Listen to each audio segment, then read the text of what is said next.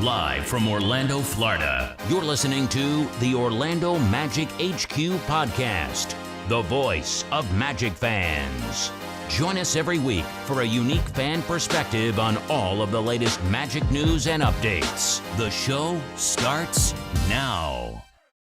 What's up, Magic fans? Welcome back to another episode of the Orlando Magic HQ podcast, brought to you by the Bleed Podcast Network and Bet Online.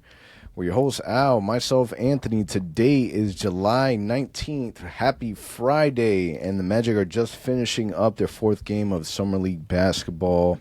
And we're slowly getting to a point where things are starting to finalize. Magic ended up completing one last final move for their roster as of now, pending any potential trade scenarios. But things are really slowing down from a rumor mill standpoint. Not a lot of noise happening. Things are really starting to simmer down with Summer League coming close to a close. And then we get into this weird period where literally nothing is going on till October. So a lot of the excitement has already gone and surpassed. But there's a lot to talk about in this episode. Jalen Suggs still haven't gotten his contract extension just yet, but Franz Wagner ended up getting paid the biggest contract in Orlando Magic history, and we're going to talk about that in a little bit. We were able to see Tristan the Silva, whether you call him the Bronze Wagner, whether you call him the Silver Surfer, whatever it is that you have connected and have decided to call Tristan the Silva. We got our first glimpse of him in the Summer League, and there's a lot to be excited about. But before we get into any of those topics, just a quick word from our sponsor, Bet Online. Bet Online is the world's most trusted betting platform and your number one source for everything online sports betting. Right now, you can receive a 50% off free bet of up to $250 on your first deposit to bet on anything from the Olympics to baseball to Formula One racing. BetOnline has every stat, every matchup, and even live odds and spreads while the games are being played. When the game's over, head on over to our online casino and get in on a game of blackjack or poker, which both I am extremely terrible at, or unwind with one of our over 150 slots games. I'm better at those. Head to the website today to get in on the action. Use promo code BELIEVE for your 50% off free bet credit on your first deposit up to $250. Bet Online, the game starts here. So before we get into the topics, I just want to circle back. A few weeks back, we celebrated our 200th episode. And in celebration of our 200th episode, we were doing a giveaway. And the giveaway was $200 to the NBA store gift card, where you're able to get whatever it is you want. We're giving you $200. You go and spend it, and we have our winner. Al, who do we select? Yes, sir. So first things first, just wanted to say again, thank you guys that left a comment. There was a lot of great things that were shared on the comments of that episode. So thank you for everyone that entered the giveaway. Unfortunately, of course, not everyone can win. But today we did the drawing, and I want to congratulate GXZ70_ on YouTube, who will be reaching out to first thing in the morning, once the episode drops, to reach out to you and get your email so we can send you your $200 gift card. So again, congratulations. Get some good Magic gear. Get you that Tristan the Silva jersey. Get you whatever you want. Your new Franz, or wait for the new jerseys that are coming for next year and then get it later. So it's a good option. That is up to you. But again, everyone that again left a comment, congratulated us. Thank you so much, guys. Again, 200 episodes. It's not easy. Hopefully there'll be many, many more to come. But again, big thank you to everyone. Yeah, absolutely. Congrats to GXZ70_. You got to get a little more creative, man. Get a better username. That's rough.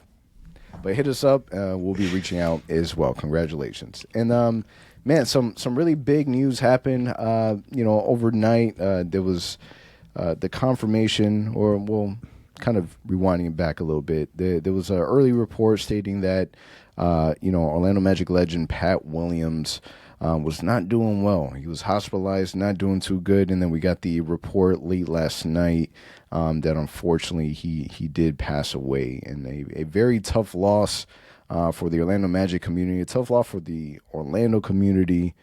Pat Williams is such a major figure in our history, our DNA. If it wasn't for Pat Williams and Hewitt, there would be no Orlando Magic in Central Florida. There wouldn't be a professional basketball team. And it's crazy because if you take it a step back, like it literally made me think this morning, like obviously Al, you and I and our team, we spend a lot of time with our coverage of the Orlando Magic in so many different elements. We spend a lot of time. If you think that all we do is just speak for 1 hour on a podcast and that's it, nah, it truthfully, there's a lot of time, energy, strategizing put in place where there's a lot of effort. So if we're being honest, man, the Orlando Magic is a big major part of our day-to-day. And it had me thinking that, if a professional basketball team wasn't brought to my hometown, my city, Orlando, our only other option for the state of Florida would have been the Miami Heat. Like, there's an alternate reality world out there where Orlando Magic didn't exist, and we were all Miami Heat fans. So it's just crazy to put it into perspective because Pat Williams he's an individual that's touched so many different lives. I heard him speak, I heard Dennis Scott today speak on, how he's impacted his life, and Penny Hardaway said some really nice words, and, I read comments from Jake Chapman and Markelle, and you obviously know that there's a lot of love and admiration for Pat Williams, and today was also Penny Hardaway's birthday, and I had some time off, so I actually rewatched this Magic moment, and it brought back a lot of really fond and good memories, and being able to kind of refresh the history of the Orlando Magic as well, and how much of a dreamer Pat Williams really had to be in order to create this vision of a professional basketball team in Orlando, and not just bringing it, but also the way that they brought it. It's one of the comments when I was rewatching the documentary was there was another reporter saying that it was I think that they were covering like the Boston Celtics, and it was more like church over there to where, or it was more like a more calm setting to where. The Orlando Magic, it felt like it was church, where there was a lot of excitement, there was dancing, there was music, there was a fat guy running, there was stuff the Magic Dragon, there was just a lot of things happening, and a lot of that has to do with the vision that was brought here. So really sad news, and I really hope that the Magic, obviously we know that they will, but I really hope that they go above and beyond when it comes to honoring Pat Williams this season. What were your thoughts when you first heard the report? Yeah, I was going to say, I sure hope so, man. I think it's well-deserved. You said it best. You already kind of covered everything, but I would just add, the fingerprints of Pat Williams are all over the Orlando Magic, right? That's the reason why we're here. He was still attending games up until last season. There were times I would go to the Kia Center and see him there. A few years back, had the chance to meet him, ran into him, leaving the arena. Super nice guy. Took the time to shake my hands. Talk to me. I got the chance to thank him for bringing the Orlando Magic, right? Without him, again, none of this would be happening today. So a very sad day. A guy that never stopped dreaming. His next challenge was to bring the MLB to Orlando. He was really working on that. So it's just impressive to me that at that age, he had the energy, the dedication to the city to this day. So again, forever thankful of what he did. Rest in peace, and again, wishing his family all of the best.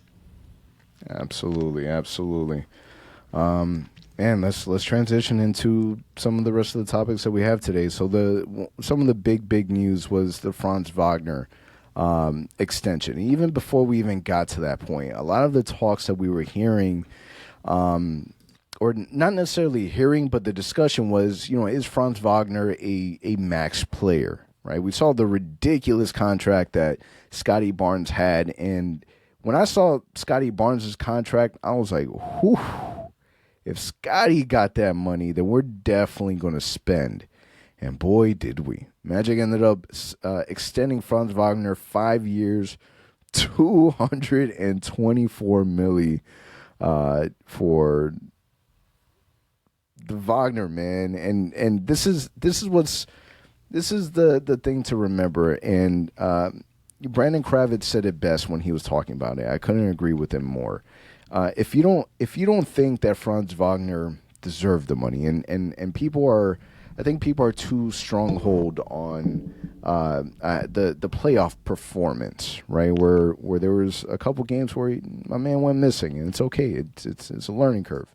But the important thing to remember is Franz is a beast, man. From a 6'10" Swiss Army knife, can do it all. Had a slump of a shooting season, but when we take a look at like his stats leading up to the season, Franz was on a trajectory up, right, from a shooting percentage, and then he had the slump. You can kind of tie that in. I saw a lot of people kind of blaming that on his world championship run for Germany. Maybe he was tired or whatever it is. But the important thing to remember, and this is the part where Brandon Kravitz had made the comment saying on 96.9 The Game, saying that, you may not think that Franz Wagner is a max player, but he's a max player for the Magic. And that's just the reality of it. It's the Orlando Magic has had a history of not taking care of certain players when we needed to from a financial standpoint. One that you can really point at is the Shaquille O'Neal situation. This is not it. The Magic are taking care of Franz Wagner because they know what they have in Franz. They know how young he is, the versatility, his size. A good character screams volume for Franz Wagner. I am not surprised by it. Not only am I not surprised by it, I am not mad at it. Pay the man the money. We haven't spent money in over a decade. Our last $100 million player was Dwight Howard. We haven't spent no money in a really long time. Spend that money. Franz Wagner holds the title of most expensive player in Orlando Magic history, but he's only going to have that title just for a little bit longer. It's only a matter of time before Paolo gets his. So where do you stand when it comes to looking at Franz Wagner's contract and now what's planned to be his foreseeable future for a very long time, wearing the pinstripes? Yeah, man, I think it's number one, well deserved. Number two, I think it's funny when you will go through Twitter, X, you'll be scrolling earlier in the offseason, and people are like, "There's no way he's gonna get the max. It's gonna get way less than the max." And I'm just like, Again, I decided to sit out on those topics, but I will tell you all along. If you don't pay Franz the max, number one, somebody will. If he hits free agency next offseason, he'll be restricted. You can still match it. But what does it show to him as a player? Hey, I came here. I'm doing my best. I'm putting up numbers. Yes, he struggled with the three-point shot, but the potential is there. 22 years old. Kid is averaging some great numbers. Go back and look, at Jason Tatum. Go back and look at Brown from the Celtics at this age, how they were performing. They were not doing these things. Paolo and Franz are, and guess what? Franz is the first one in line to get paid. He got paid. So I think it's well-deserved. And I'm also going to add to that the fact that if he makes an All-NBA team, this contract will actually go up to $269 million. So more money going to Franz's pocket. And guess what? I hope he gets it. Because if he makes All-NBA, that more than likely will mean that Paolo and Franz will both be All-Stars and leading this team to the promised land at some point. So we're all rooting for that. So I think it's well-deserved. And don't forget, guys, like with this new NBA TV deal that's coming in, this money will be nothing in a few years. His contract looks probably bad today. In a few years, it will look like a bargain, to be honest with you. Because, again, the way that players will get paid with this new TV money is ridiculous. So I will tell you right now, it is expected in my eyes. It was expected. And I'm happy that Franz got paid. I think it's well-deserved. Super well-deserved, man. And what's awesome about Franz getting his money is that you're locking in your cornerstone. The way that we play basketball, in our mode and our identity, is exact. Franz is that. So he got his money. He's got paid. Magic haven't spent money in a really long time. And it's well deserved. And the fact that some of the decisions that we've made In terms of this offseason, bringing back a lot of our own free agents back to this team, goes to show you that the Magic, we're not in development mode anymore. Yeah, is that a priority on our checklist? 100%, but we're not in that mode anymore. And we're relying on Franz Wagner to produce and to be a big part of this team. So I'm excited now that he has his money, and waiting for him to kind of just take it to the next level. Okay. Hold on 1 second, bro. My mic completely fell. I heard that. I was trying to keep it. Let me write this down. 1525.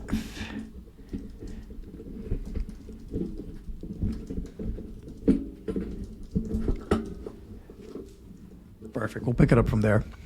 Give me 2 seconds, bro. 1 second. Sure.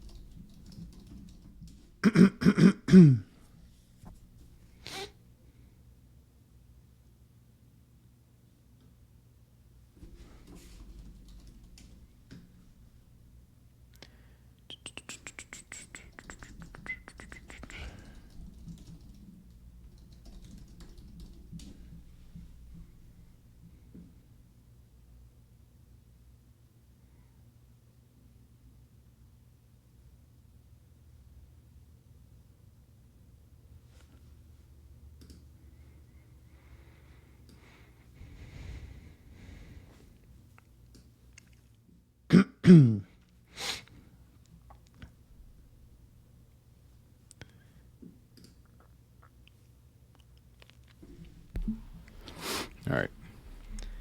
All right, bro. Let me write this down. All right, let's go for it. Yeah, man, I think that, again, France deserves it. But more than anything, two things to think about. The fact that the front office pulled the trigger and decided, you know what, I don't care what people are going to say, what the media will say, we're going to pay our guy. And number two, think about, again, draft night 2021, when we got Franz Wagner with the 8th pick, what our reaction was. And to think about that, 3 years later, here he is becoming the highest paid Orlando Magic player in team history. Again, won't last for long because Paolo will definitely beat that next offseason. But again, it goes to show you, man, the front office is doing something right. They have been making the right decisions. It's hard to see at times, don't get me wrong. We all wanted this offseason to be maybe a home run of an offseason, get Paul George, get Klay Thompson, whatever it may be. They're doing it the right way. Again, it's hard as fans to digest that. But trust me, I think when we look back at this contract, it'll be a well-deserved contract. I have no doubt about it. And I truly believe in Franz Wagner. I won't say that he'll be our best player because I think that Paolo has more potential. But Franz will be up there. I think the potential is there. 22 years old, still about to be 23. You bet on guys like that. And I'm glad the Magic took that chance on him. I think it will definitely pay off. Yeah, same. And then just to kind of put reference to it, Scotty Barnes' contract, he signed 5-year, 225. So Franz 5-year, 224. Scotty 5-year, 225. And then again, Franz contract could go all the way up to 269. So listen, a big part of our cap, but this is someone that we're hanging our hat on.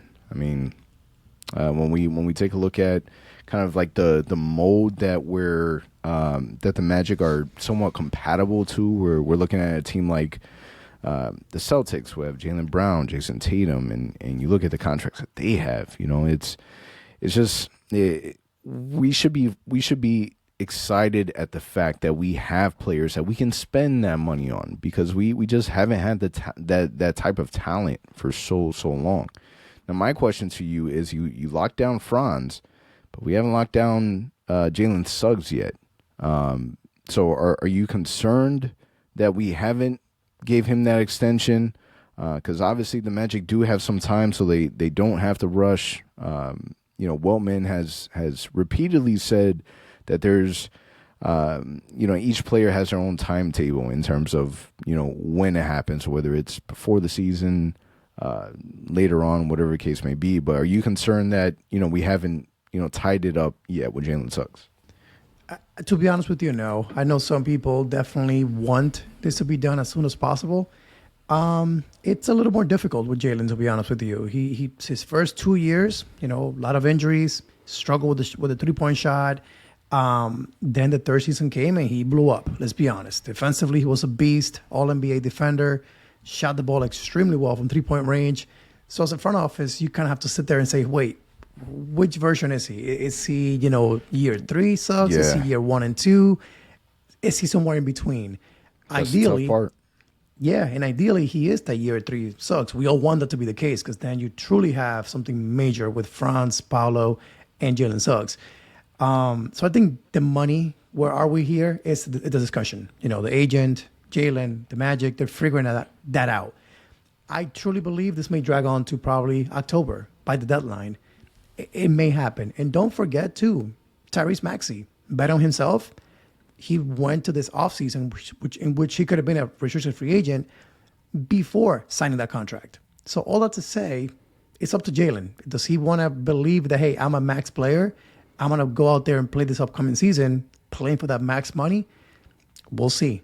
I don't think it goes that far, but I do think he'll drag on a little bit here.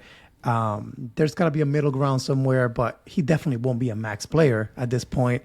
But I'm pretty sure in his eyes, he wants to be. So what are your thoughts on that? Do you think it gets done here soon, or do you think it drags on closer to October or perhaps into next year? Yeah, I mean, I really hope that it happens during this dead period, right? Because the scary part is you hit it right on the head. It's which Jalen Suggs are we getting this season, right? You really hope that he did take a turn year 3, and this is what we're going to continually get all the time. Maybe the front office wants that confirmation before we invest that money, right? Maybe Jalen Suggs in their camp want to make sure that they get their money because the Magic are only offering, a smaller amount, and he wants to prove himself. If he has that belief that he can mimic what he did last season, then yeah, it makes sense. But I don't know. I hope the Magic do find a way to get a contract before this season starts, because I do feel like, if we did that, contract would be a little easier on the pockets beforehand, because you have to really. And granted, there's hardly anyone who's a guru on this new cap apron nonsense that's happening, right? But we do know that it's created a very, very huge challenge for teams to have, 3 max players, right? And Franz is hefty contract. We know Paolo guaranteed he can have a crappy season this year, and he's still getting that money. Like that's a lock. Right, and then Jalen Suggs, it's Magic are gonna have to they're gonna have to make some really tough decisions in the near future, in the very near future. So, and it already seems like the Magic have already started making those tough decisions. It was reported that Markelle Fultz won't be coming back, and he's going to be going a different way. Right, hasn't signed with the team yet, so that hasn't been confirmed in any way. But the Magic ended up signing a free agent. So it wasn't just KCP out. The Magic ended up signing more than just KCP and bringing our own players back. We ended up signing veteran point guard Corey Joseph. So I guess my question to you would be, how are you feeling now knowing that Markelle Fultz, there's just not a pathway for him to come back? And then what are your thoughts on the Magic signing Corey Joseph? Well, I think the longer, honestly, at any point, I did not believe that Markelle was going to come back, realistically, because I don't think he's a third-string point guard, number one.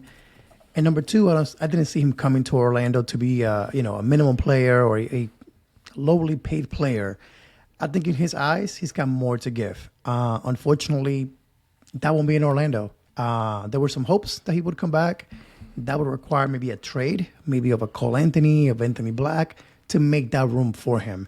And let's be sincere, the right decision was made. I think at this point, where they are healthy, I believe Cole Anthony and Anthony Black are better bets for the front office, for this team in the long run. It sucks to say it just because Markelle Fultz, when healthy, was a beast. We got glimpses of it, very minimal of it.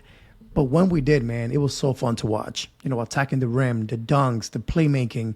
It was so fun to watch. And somebody tweeted about this earlier today and mentioned this. Truly the biggest move since Dwight Howard left Orlando. Like, once we made that trade for him, like, the hopes in Orlando just were at all-time high once again. Because we finally had, like, a decent point guard with potential to pair with Vooch, AG, the whole squad back then. So it sucks kind of the way the thing played out. He could not get away from injuries. The knee, weirdly enough, the shoulder last year, once again, like, we thought that was a done deal, and all of a sudden it became an issue once again. So it's unfortunate.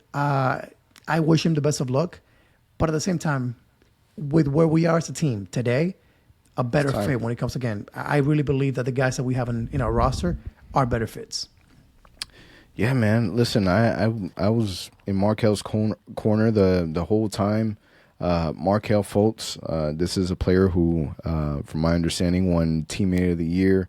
Very, very liked and respected amongst the team in the front office. Everyone held him in high regards, and he made Orlando a home in the Orlando Magic when we traded for him. A crazy, nasty situation in Philadelphia.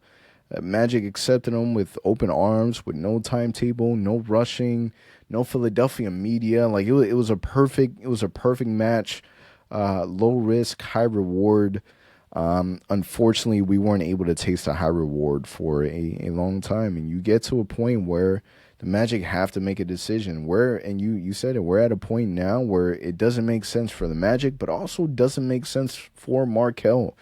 The Magic, after trading for Markelle, man, you bring on Cole Anthony, you bring on Jalen Suggs, you bring on Anthony Black. Like, man, you're already 3 point guards down.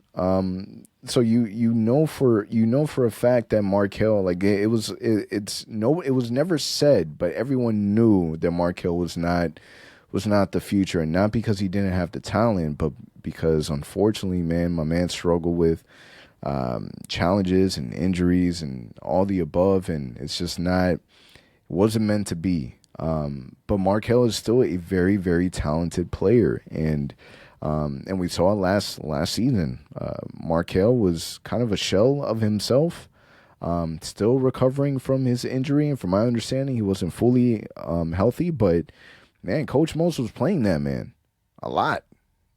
My man's got minutes, and you bring him back, and it's hard not to justify giving him PT.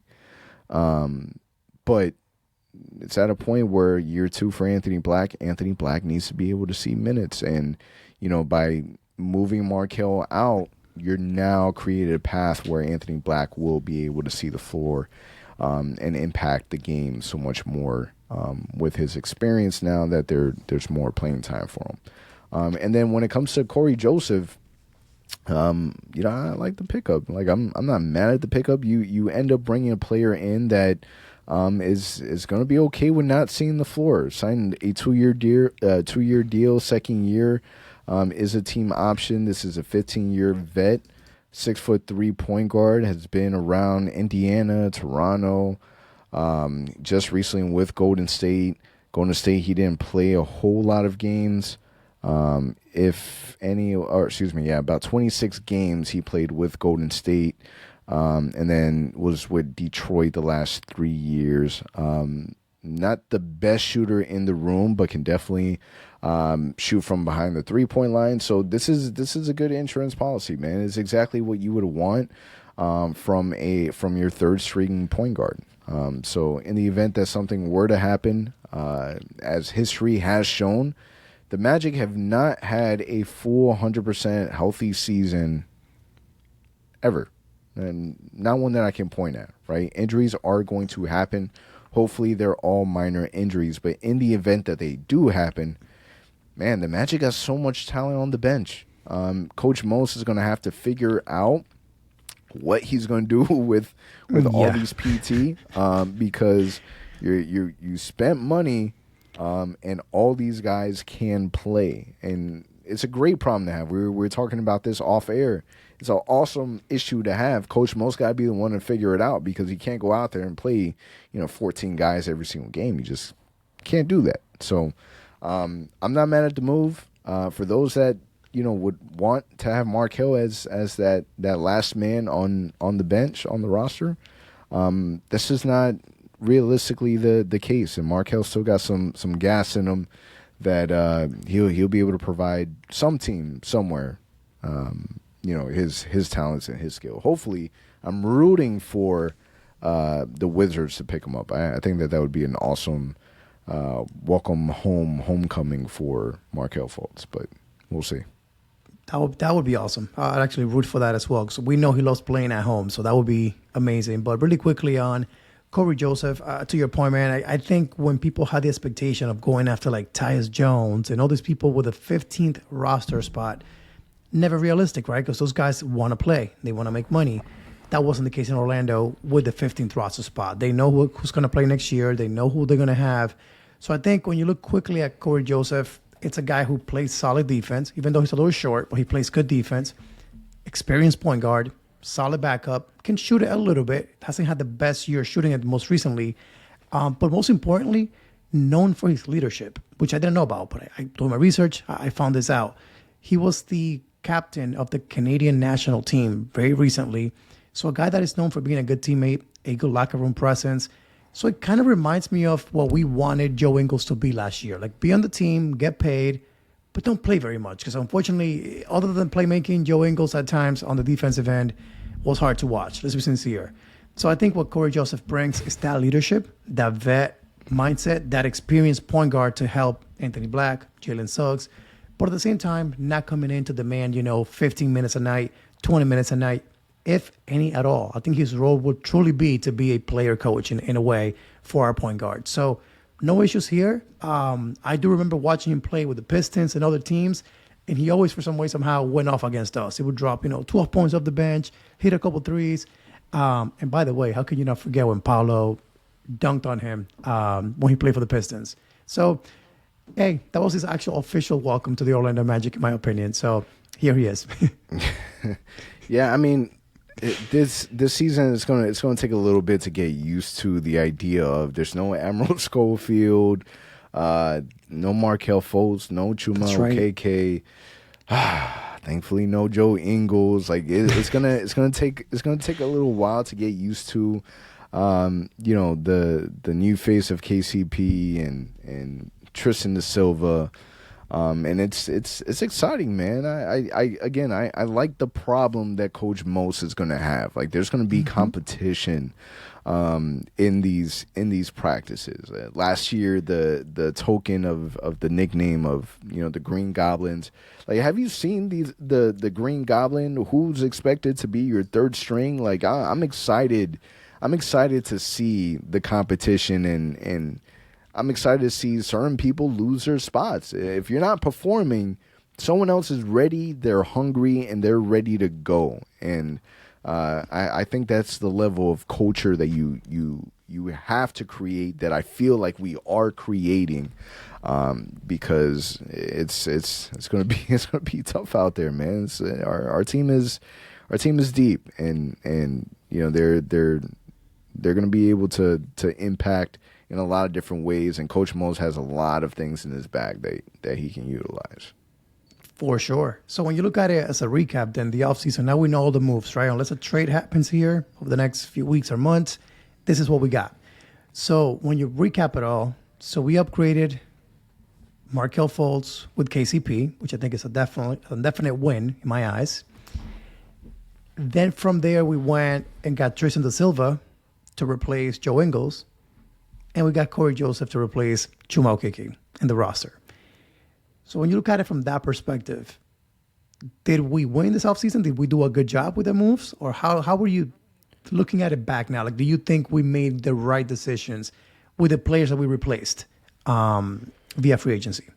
Yeah, I think that hearing what Jeff Wellman had to say about, not wanting to bring somebody in that would change the DNA of the team because they don't want to mess up what you have.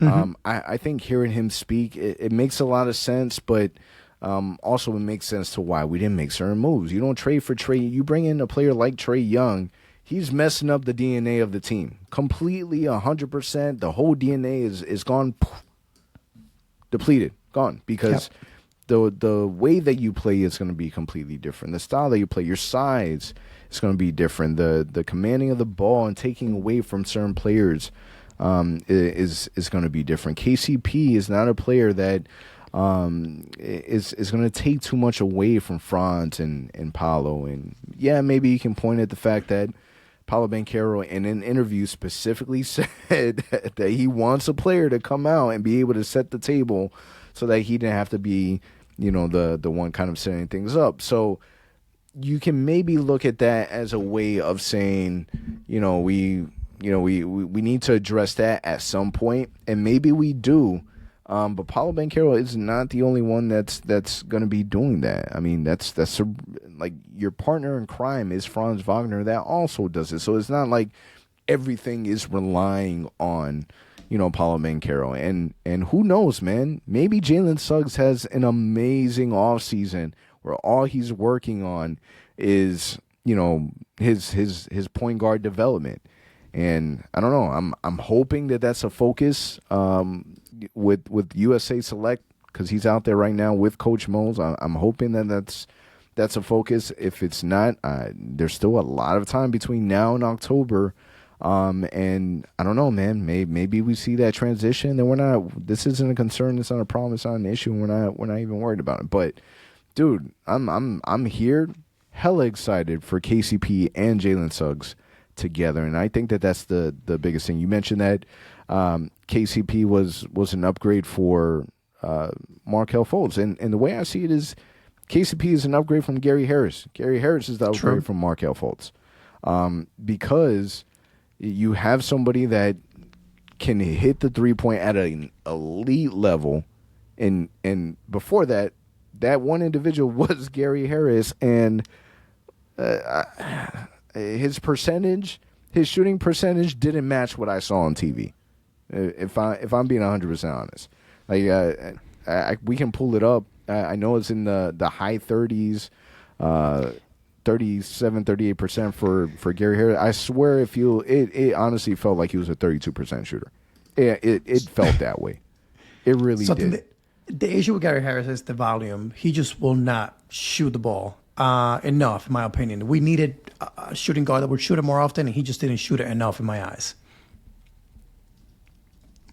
And I mean, maybe we're looking at kind of his playoff run as well, and that was a key factor. But I just think that the exciting move is the fact that we upgraded Gary Harris, but we also kept Gary Harris, and I think that for me is a neat element, because you're still you upgraded the shooting, because obviously he can't shoot, but you upgraded the shooting of your bench, and we just pulled it up right now, 37% 3-point shooter. So it just didn't feel like a 37% 3-point shooter. And I will tell you too, the biggest upgrade is the fact that KCP, hopefully this continues, nearly plays every single game. Right. For if you look at his NBA stats, he always plays, right? So hopefully that continues in Orlando. Gary Harris, again, we needed his shooting. He just was not available half of the season. So that alone is a huge upgrade there too. So to your point, I think, if you want to look at it that way, then Gary Harris replaces, let's see what happens, but Gary Harris may replace Markelle Fultz role off the bench, which again, a shooter, which we didn't have in Markelle, unfortunately. So that's huge. And whether that is Gary Harris, whether that is Jett Howard, whether that is the Silva, we'll find out, throughout the year. But as of right now, again, the shooting definitely improved based on what we've seen from the guys in Summer League. But also, again, the fact that Gary Harris will now be a reliable backup, not necessarily counting on him as a shooting guard anymore in the starting lineup. Yeah, and to put it in perspective, just kind of looking at it real quick, Gary Harris, the last 5 years, last season, he played a total of 54 games. Year before, it was 48, 61, 20, 19, and then 39 six seasons ago. So, definitely a player that struggled, has challenges playing in a majority of the games. It's what it is. So, you get a player like KCP who's extremely reliable and durable, knock on wood. And in the event that something were to happen, with KCP, you have somebody like Gary Harris that's a veteran, already understands the structure, already understands his role, can step in, play defense, shoot the ball. We just need him available, and we need him just to be a little more consistent. But yeah, man. Again, I'm not mad at the offseason. I'm good with what we have. And then from the looks of it, man, I'm loving what I'm seeing with Tristan da Silva. So getting into Summer League, we got our first look of Anthony Black and Jett Howard and Tristan da Silva. So before we get into da Silva, man, I am super proud of what I've seen with Jett Howard. Jett Howard is looking solid in Summer League. But here's the thing that scares me about Summer League. I think I still have PTSD from Kevin Knox. If you remember, Kevin Knox was a player that was he drafted by? I'm pretty sure it was the Knicks. But this was a player that looked like he was LeBron out there. He was balling on a different level, dominating.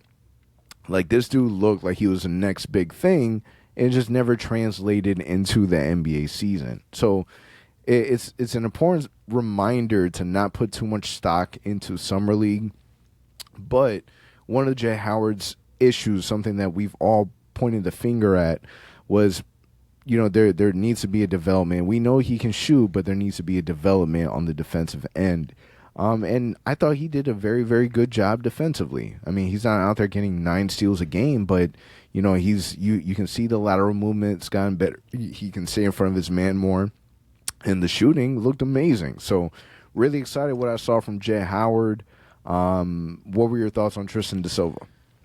I mean, what can you say, right? So this kid came in with the 18th pick.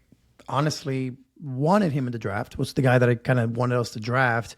But did not expect him to look this good in Summer League. Normally when you play your first NBA games, a couple of games at least in Summer League, you're a little nervous, you rush things a little bit. This guy, no, he is ready, right? He's coming in.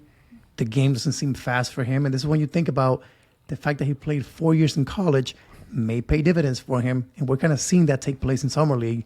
He's playing at his pace. He's shooting the ball when he's open. He's attacking the basket when he can. He's cutting to the hoop really well and playing solid defense.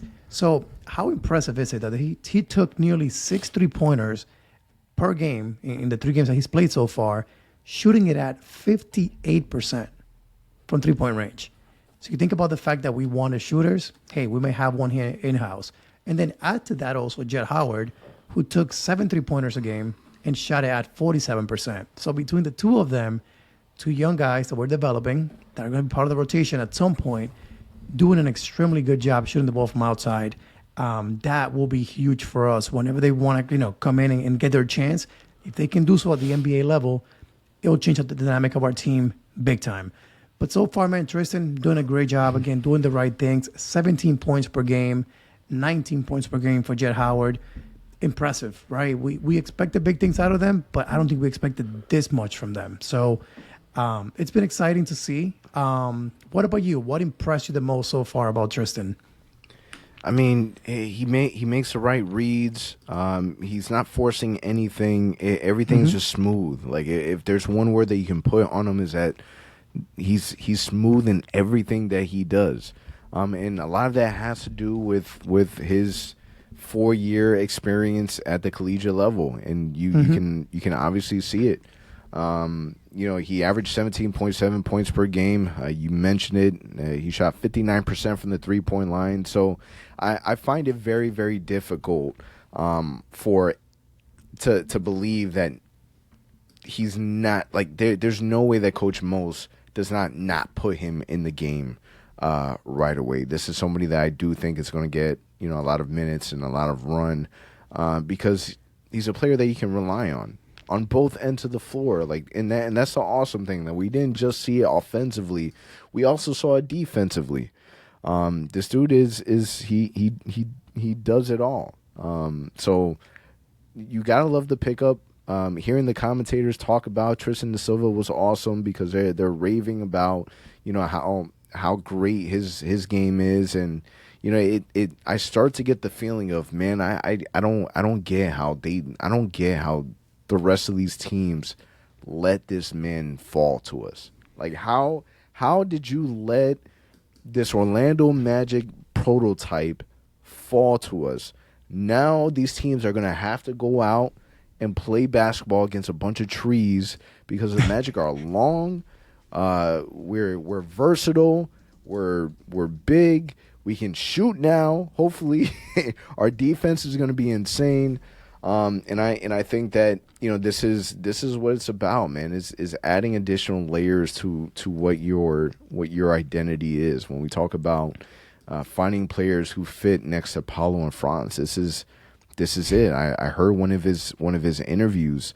I don't remember if it was pregame or postgame, but he was talking about, like, he doesn't need to score the ball. Like, he wants to do whatever it is that he wants to do. He wants to do whatever he has to do to impact winning, right? And this is the awesome part about bringing in a 4-year collegiate player, is that he has that maturity about him.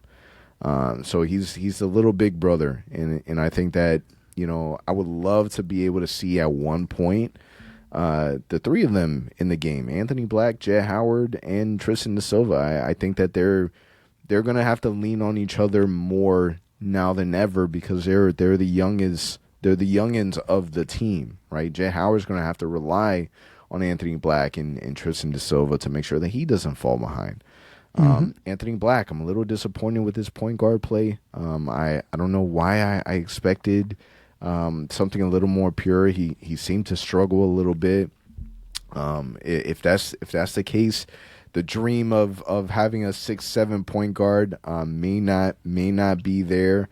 But again, it's summer league. It's so hard to pinpoint and to tell, because none of this could matter, like, at all. Jared Dudley, one of the assistant coaches, I believe he's still with Dallas, but he had this quote where he said, it doesn't matter if you score 29, 36 points in the summer league. The players that are dropping 36 points in the summer league may not get any playing time in the NBA, and the player that only scores 8 points but does everything to help impact winning and defends, he may get a contract. So you really just don't know. But you see it. Like, you see that there's something special with the three of them, and man, I'm excited. I'm excited for what we have. If this is if this is like our third string, like, we don't know what's going to happen, right? I believe Tristan Silva is going to play more. I believe Anthony Black's going to play more. I hope Jett Howard is going to play more. But if worst case scenario that they're our third string, right? Talk about a hell of an upgrade, because they're players that I'm excited to watch and to see grow. I'm just excited to think about the fact that Jett Howard 6'8", Tristan Silva 6'9", snipers from 3-point range.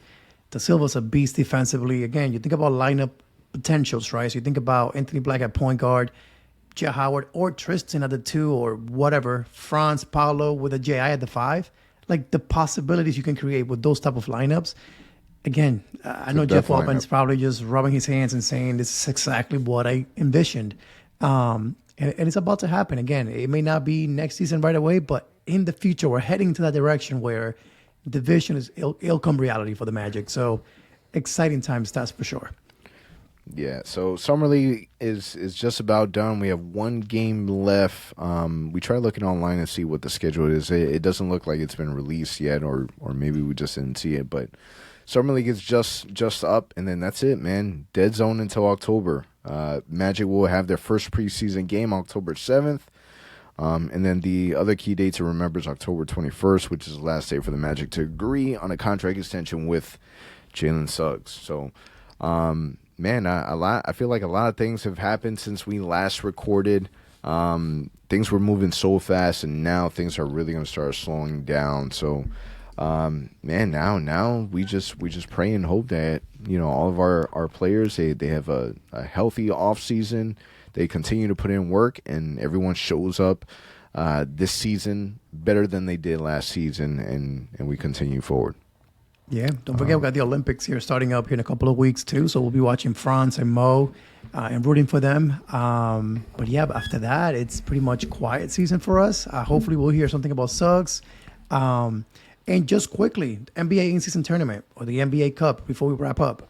So we ended up with Group A. We ended up paired up with the Knicks, Philly, the Hornets, and the Nets. As you guys know, basically only 8 teams advanced. So the winner of the group, and then 2 wildcard teams. So very quickly, Ant, facing the Knicks, Philly, Hornets, Nets in the in-season tournament or now the NBA Cup, do you like our chances of us advancing to the next round? I want all the smoke. Nets, Hornets, Cash Money, Sixers, Knicks. Yeah, there's some level of concern there. I like the matchup against the Knicks. I like the matchup against the Sixers. I think it's a good group for the Magic. It's really split in between. I feel like it can go either way. It's just depending on which Orlando Magic team ends up showing up. So I like the group. I like our chances. And for those that are wondering, so we'll be facing the 2 New York teams away. So the Knicks and the Nets will face Philly and Charlotte at home. So those games in New York are going to be crucial. You got to beat the Knicks. You got to beat the Nets for sure. And then the Knicks game will be a battle. 2 defensive teams. It's going to be fun to watch. We've had good success against them in recent years. We'll see what happens this year. But I like it too, man. I think from a chemistry standpoint, Philly just got a bunch of new dudes to the team. This is in November, by the way, guys. So by then, they may not have the chemistry all there. You can beat them. And then if you can some way, somehow control the Hornets, the Nets, you only really having to worry about that Knicks game as the most important game. So we'll see what happens. But I like our chances. Hoping for the best. Yeah, the only unknown is really going to be Philly. Like, how is Paul George really going to fit in with Joel Embiid and Tyrese Maxey? What does that team look like? With New York, man, I like our size. I like our size. So we'll see what ends up happening. Good group. Contract extension for Franz. Rest in peace, Pat Williams. Summer League is over. Tristan de Silva is a stud. And that's a wrap for us. We'll catch you guys next week. Show is presented by Bet Online. And we'll talk soon. For all the latest Magic news and updates, visit OrlandoMagicHQ.com and follow us on Instagram at Orlando Magic HQ and on Twitter at OMagicHQ. Also, remember to subscribe to our YouTube channel and subscribe and leave a 5-star review on your favorite listening platform.